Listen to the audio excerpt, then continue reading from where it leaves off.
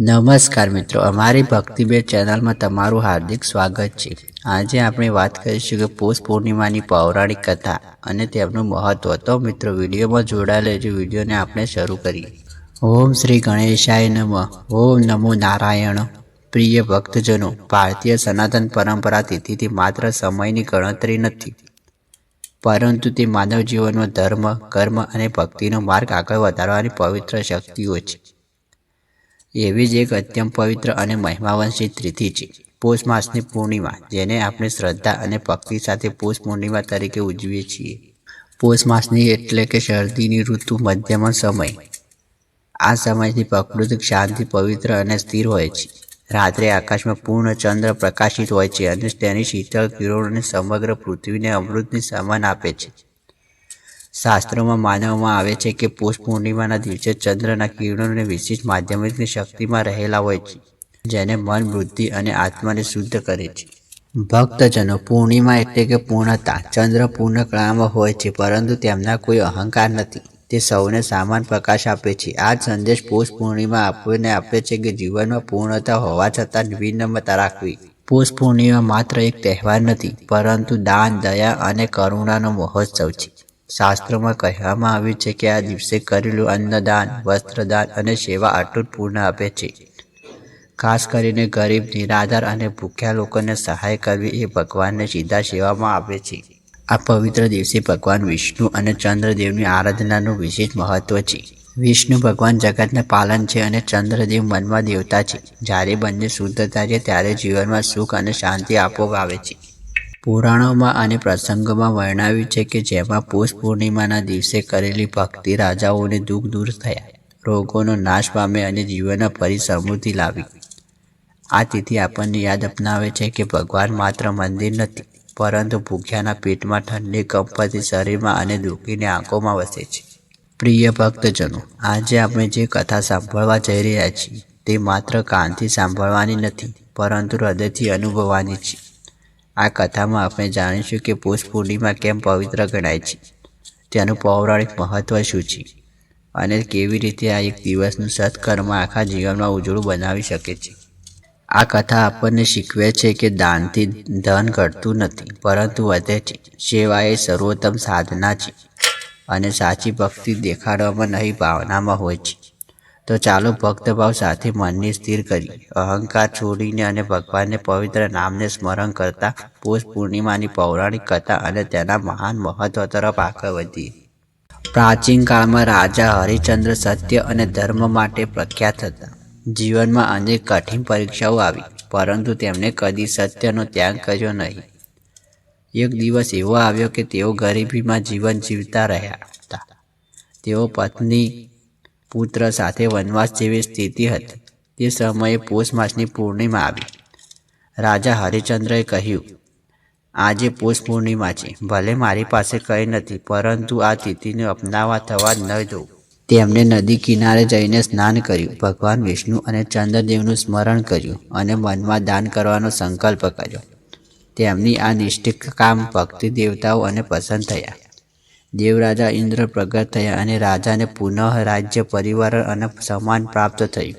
પૌષ પૂર્ણિમા પર શ્રદ્ધા અને સત્યભાવથી કરેલું કર્મ ક્યારેય નિષ્ફળ જતું નથી। પુરાણોમાં વર્ણન છે કે ચંદ્રદેવની ક્ષય રોગ એટલે કે ક્ષય થયો હતો। તેઓ સતત કુષ્ઠ થતા જતા હતા। બ્રહ્માજીના ઉપદેશથી ચંદ્રદેવે પૌષ માસની પૂર્ણિમાના દિવસે ગંગાને સ્નાન કર્યું, ભગવાન વિષ્ણુની આરાધના કરી, બ્રાહ્મણો અને અન્ન અને વસ્ત્રનું દાન આપ્યું। ફળ સ્વરૂપે ચંદ્રદેવને ફરી પૂર્ણ તેજ પ્રાપ્ત થયું। તેથી માનવામાં આવે છે કે પૌષ પૂર્ણિમાને માનસિક શાંતિ આપે છે, ચંદ્ર દોષ શાંત થાય છે, મનની અસ્થિરતા દૂર થાય છે। એક ગામમાં એક ગરીબ વિધવા સ્ત્રી રહેતી હતી। પૌષ પૂર્ણિમાના દિવસે તે પાસે માત્ર થોડું અનાજ જ હતું। તેને વિચાર્યું, આ દિવસે ભૂખ્યા કોઈ ખવડાવવાથી સૌથી મોટું પુણ્ય ગણાય છે। તેને પોતે ઉપવાસ રાખીને સાધુને ભોજન કરાવ્યું। રાત્રે ભગવાન વિષ્ણુએ સપનામાં આવીને કહ્યું, તારું અન્નદાન અતૂટ ફળ આપશે। થોડા સમયમાં તેને જીવન સુખમય બની ગયું. અન્નદાન એટલે કે મહાન દાન, અને પૌષ પૂર્ણિમા એ અન્નદાન માટે શ્રેષ્ઠ દિવસ માનવામાં આવે છે. સ્નાનનું મહત્વ. ગંગા, નર્મદા, સરસ્વતી જેવી નદીઓમાં સ્નાન કરવું શક્ય ન હોય તો ઘરે પાણી ગંગાજળ નાખીને સ્નાન કરવું. પાપોનો નાશ અને પુણ્ય પ્રાપ્ત થાય છે. દાનનું મહત્વ. પૌષ પૂર્ણિમાના દિવસે પર ખાસ કરીને દાન કરવું જોઈએ. અન્નદાન, ગરમ વસ્ત્ર, ઘી, તેલ, ગોળ, કંબળ.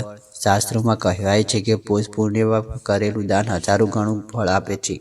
વિષ્ણુ અને ચંદ્રદેવની પૂજા. ભગવાન વિષ્ણુ એટલે કે જીવન સંરક્ષણની દેવી. ચંદ્રદેવ એટલે કે મન અને ભાવનાઓનો દેવ. આ દિવસે બંનેની પૂજા કરવી. ઘરેલું કલહ શાંત થાય, મનને સ્થિર બને અને સુખને સમૃદ્ધિ વધે. પૌષ પૂર્ણિમા આપણને શીખવે છે કે ભૌતિક સુખ કરતાં સેવા મહાન છે. દાનથી અહંકાર નષ્ટ થાય છે. શાંતિ બહારથી નહીં અંદરથી મળે છે. ચંદ્ર પૂર્ણ હોવા છતાં શાંત છે, અને તે જ રીતે માણસ સમૃદ્ધ હોવા છતાં વિનમ્રતા રહેવું જોઈએ. પૌષ પૂર્ણિમા કહે છે કે આપો, વેચો અને પ્રેમ કરો.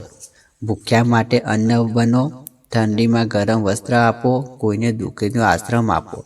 આ બધું સાચી પૂજા છે. આજથી પવિત્ર કથામાં આપણે પૌષ પૂર્ણિમા અનેક સ્વરૂપો જોઈ લીધા. ત્યાંથી પૌરાણિક મહિમા, ચંદ્રદેવનું મહત્વ અને અન્નદાન જેવી મહાન સેવાઓ. હવે કથા સમાપ્ત થતી હોય, પરંતુ પૌષ પૂર્ણિમાના સંદેશ આપણને જીવનમાં સતત જીવંત રહેવા જોઈએ. પૌષ પૂર્ણિમા આપણને શીખવે છે કે જીવનમાં પૂર્ણતા એટલે કે માત્ર ધન, વૈભવ અને વિષ્ટતા નહીં, પરંતુ શાંતિ, દયા અને કરુણા છે. આ દિવસે ચંદ્ર પૂર્ણ કળામાં હોવા છતાં શીતળ અને શાંત રહે છે. એ જ રીતે માણસે પણ જીવનમાં ઊંડાઈ પરંતુ પહોંચાઈ વિનમ્રતા રહેવું જોઈએ. પ્રિય ભક્તજનો, ચંદ્રદેવ આપણને યાદ અપનાવે છે કે જીવનમાં ઉતારવા ચઢાવવા આવતા જ રહે છે.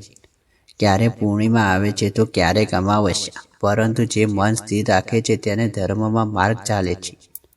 એ કદી હારતો નથી. પૌષ પૂર્ણિમાના દિવસે જ્યારે આપણે આપણા મનને શુદ્ધ કરવા સંકલ્પ લઈ શકીએ છીએ. આ પવિત્ર દિવસે કરેલું અન્નદાન માત્ર ભોજન આપતું નથી, પરંતુ ભગવાનને પ્રસન્ન કરવાથી સૌથી સરળ માર્ગ છે.